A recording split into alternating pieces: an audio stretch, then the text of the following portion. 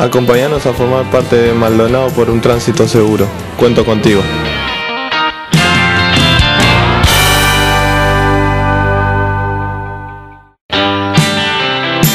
Acompañamos a formar parte de Maldonado por un tránsito seguro. Cuento contigo.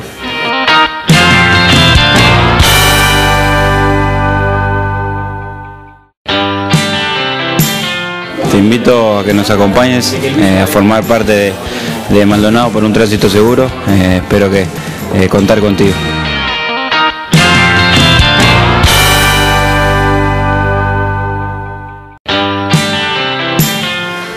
Hoy no les hablo de la selección. Hoy les quiero hablar y a su vez invitarlos a formar parte del Maldonado por un tránsito seguro. Es fundamental e importantísimo. Cuento contigo.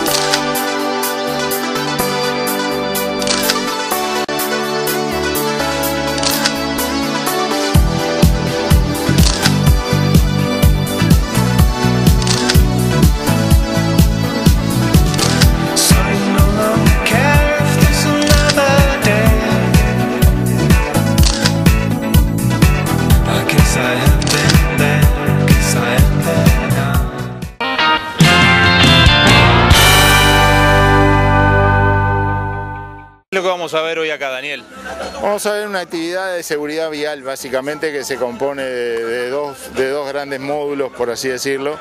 Uno que es con vehículos en movimiento, ya sea con moto al principio, para explicar la importancia del casco y la importancia de saber frenar adecuadamente una motocicleta, por ser un vehículo tan endeble, ¿verdad? Y por todos los problemas en el tránsito y las muertes que se causan con el tema motos. Y después con vehículos en movimiento, básicamente para explicar módulos sobre cinturón de seguridad, sobre velocidad, sobre distancias de frenado, para que la gente pueda advertir cosas que normalmente no ve en la calle, salvo que se produzca un siniestro y justo lo esté mirando de alguna manera. Entonces, por un lado ese sería el primer módulo, gran módulo o elemento. El segundo es el simulacro de un siniestro con gente atrapada en los vehículos, con víctimas, con una moto y un motonetista tirado. Lamentablemente lo que ocurre en nuestras calles y carreteras todos los días, ¿verdad? Entonces ahí los diferentes integrantes que intervienen en tratar de ayudar, ya sea bomberos, muchas veces haciendo lo que se llama una estricación, que es sacando el vehículo de la persona y no la persona del vehículo, explicando a la gente cómo funcionan algunas herramientas que ellos tienen para desarticular un automóvil, para correrle el techo, para permitir que la emergencia médica intervenga, que los médicos especializados intervengan para sacar a la persona con el menor daño adicional posible al que ya tuvo después del siniestro, después de la colisión. Entonces, en realidad es lo que pasa en la vida práctica y es un combate que hacemos al accidente en sí mismo y una apuesta a la prevención a través de este tipo de demostraciones. ¿Qué vamos a ver hoy?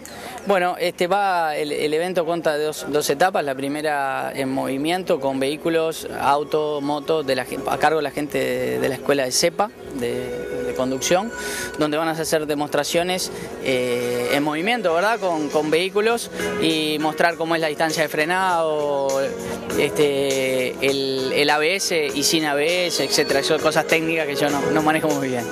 Pero eso lo vamos a hacer acá. Después vamos a participar en lo que se llama un simulacro, pero en realidad no sé cómo es la palabra, lo que vamos a tratar de transmitir es cómo se trabaja en una escena de un siniestro de tránsito. Es una recreación. Es una recreación, perfecto, te agradezco por la...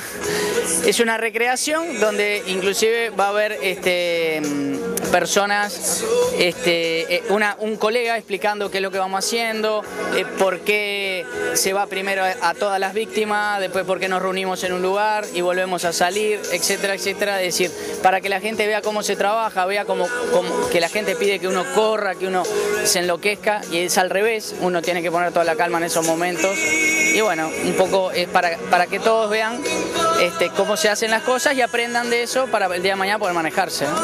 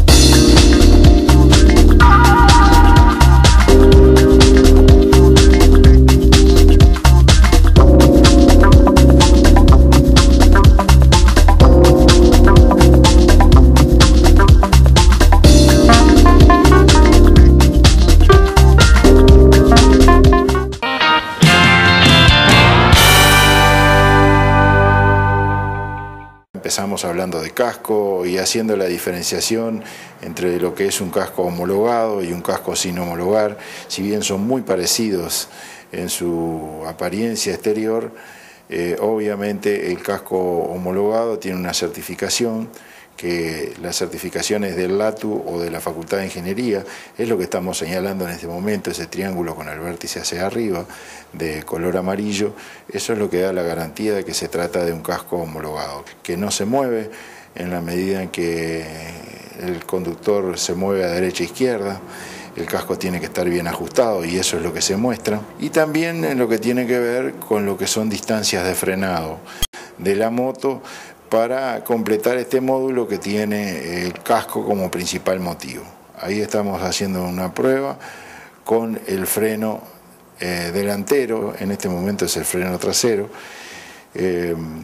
frenando solamente con uno de los frenos, y se ve que con el freno trasero es mucho más riesgoso frenar, es menos consistente todavía el equilibrio de por sí endeble de la moto, y en este momento es con los dos frenos que se está haciendo y se muestra la distancia menor recorrida y mayor seguridad. En lo que tiene que ver con la posición correcta al volante, Hay personas que o van muy junto al volante y eso les dificulta a reaccionar a tiempo, como también hay otros que adoptan una actitud displicente y corren demasiado el asiento hacia atrás. Vemos que todos los pasajeros del automóvil, como corresponde también los pasajeros del asiento trasero, se colocan el cinturón y se va a la prueba específica donde se ve que cuando el vehículo frena, las personas no se mueven de su asiento, ya que están sujetas por el cinturón de seguridad de 3 puntas, que es el que tiene que llevar, ¿verdad? O sea, no solo a la cintura, sino también en bandolera, ¿verdad? Aquí hay una experiencia de una persona en el asiento trasero que no lleva el cinturón de seguridad y cómo sale despedido. Y luego hicimos la prueba con un maniquí, ¿verdad? El maniquí no tiene cinturón y vean cómo es impulsado hacia adelante, ¿verdad? Nuevamente la prueba y en este momento seguramente ya rompió el parabrisas, se puede ver el parabrisas roto ahí, que es lo que normalmente se ve en los noticieros, ¿verdad? Cuando se rompe el parabrisas del automóvil con la cabeza del ocupante que es desplazado hacia adelante y entonces muchas veces si la colisión es muy importante puede salir despedido. Es el de velocidad, para crear conciencia respecto de que la velocidad es la madre de la gravedad del accidente, siempre ocurre de la misma manera, y se le pregunta a la gente a 30 km por hora qué distancia de frenado se requiere, se mide, ¿verdad? La gente opina, bueno, en general un automóvil con buenos frenos va a frenar a 30 kilómetros en unos 7 metros. Pero luego se pone a 60 y se le pide a la gente que opine también. Y en realidad lo que se quiere determinar aquí es que a doble velocidad se necesita 4 veces más distancia para parar, para frenar un vehículo. Entonces, y eso sin considerar el tiempo de reacción, que es otra cosa que se explica, porque en este caso el tiempo de reacción no está considerado, la persona sabe que tiene que llegar y frenar. Esto que estamos viendo acá es frenada pura y exclusivamente. Y se ve el concepto de ruedas bloqueadas, de que ruedas bloqueadas no transmiten dirección. Se le muestra a la gente que la dirección puede hacer girar las ruedas, pero el vehículo va a seguir derecho. Se muestra nuevamente bajando velocidad, levantando el pie del pedal de freno y luego dejando que las ruedas giren. Y cuando giran, ahí sí se puede esquivar. Diferente es el freno ABS, ¿verdad? Que es lo que se muestra aquí. O sea, porque el freno ABS impide que las ruedas se bloqueen. Momentos antes del bloqueamiento de las ruedas hay un sistema electrónico que impide que se bloqueen las ruedas, como decía, y por lo tanto es diferente al freno convencional, mucho más seguro, si bien las distancias de frenado no varían demasiado. Lo que estamos viendo acá es el preparativo para lo que es la parte del simulacro de siniestro vial, donde participó la gente de Cardiomóvil.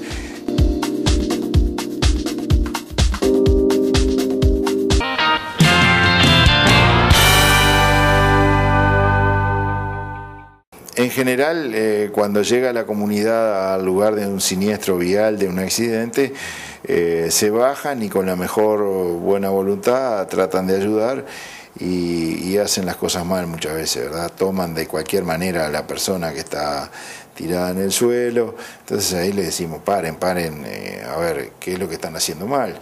Se convoca al público para que opine. Entonces se hace primero mal y después bien con el efecto didáctico que se pretende, ¿verdad? Revisar el lugar, fundamentalmente que alguien se quede deteniendo el tránsito, después ver en principio la situación antes de llamar, ¿verdad? Obviamente al 911. Aquí vemos como el automóvil de la policía en ese simulacro llega primero a la escena, que es lo que sucede habitualmente, a veces llega a la intendencia, evalúan la situación, seguramente van a llamar a bomberos porque en este caso hay gente atrapada en el interior de uno de los automóviles, se trata de un siniestro vial de características múltiples, donde no solamente está el motonetista tirado en el suelo, sino que hay una persona que salió despedida desde el interior del automóvil por no llevar el cinturón de seguridad, hay otra persona que tiene una lesión cervical y está comprometida.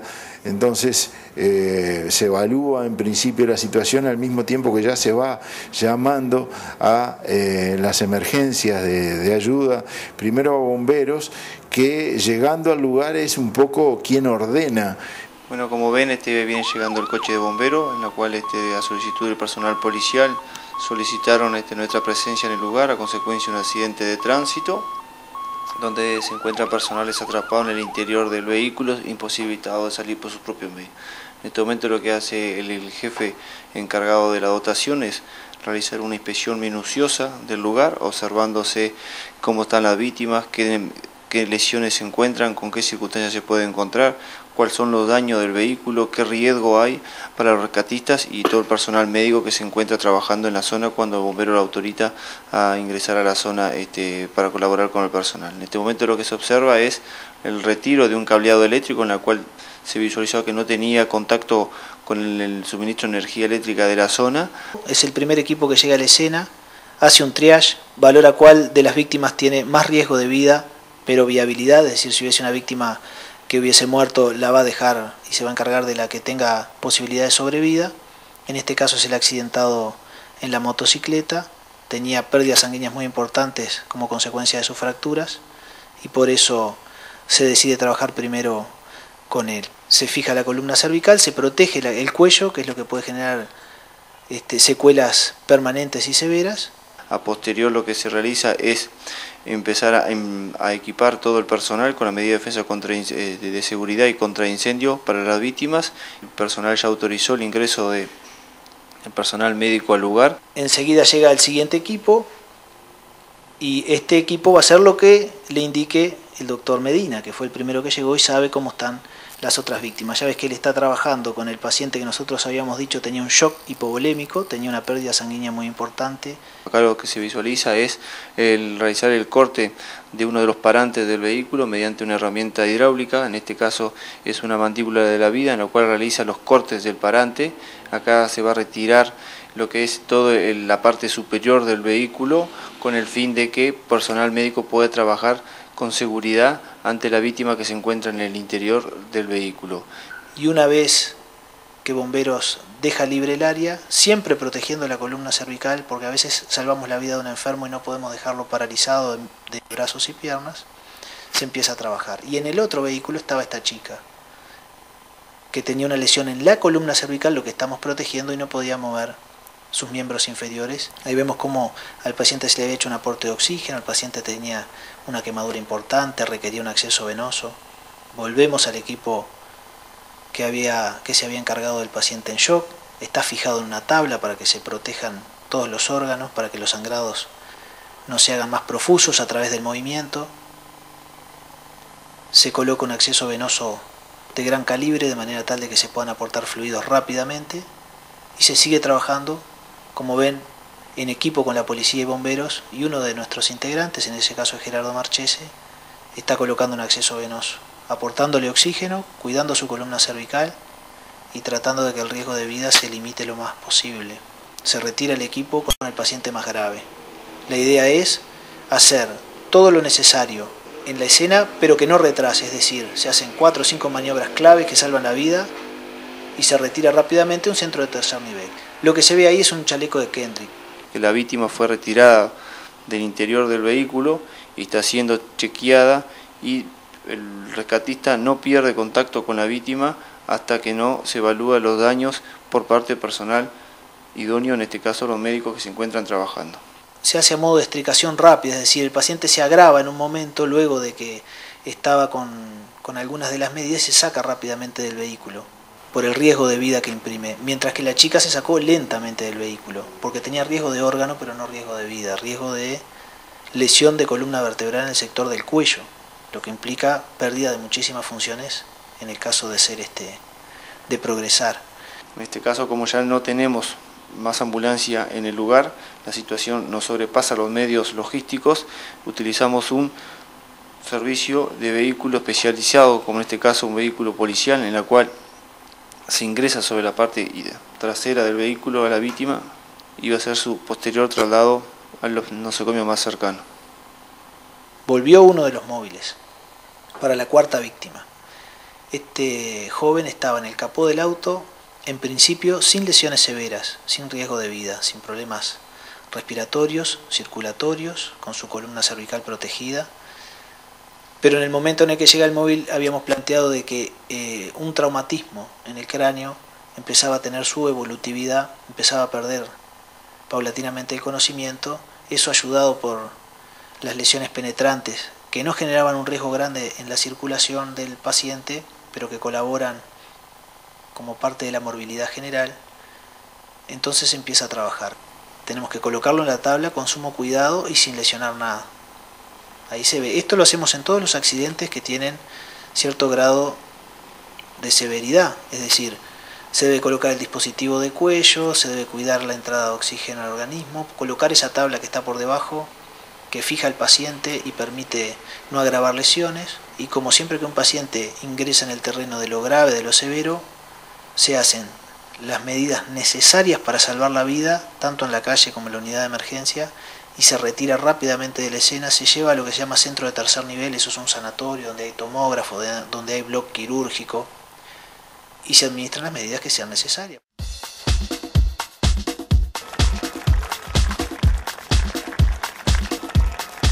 El trabajo de ustedes se notó que es realmente profesional, es lo que hacen cuando hay un accidente. Es difícil a veces en un simulacro, ustedes viven las realidades, y esto era una ficción, esto era una recreación, pero les sirvió para sentir lo que se vive en este momento.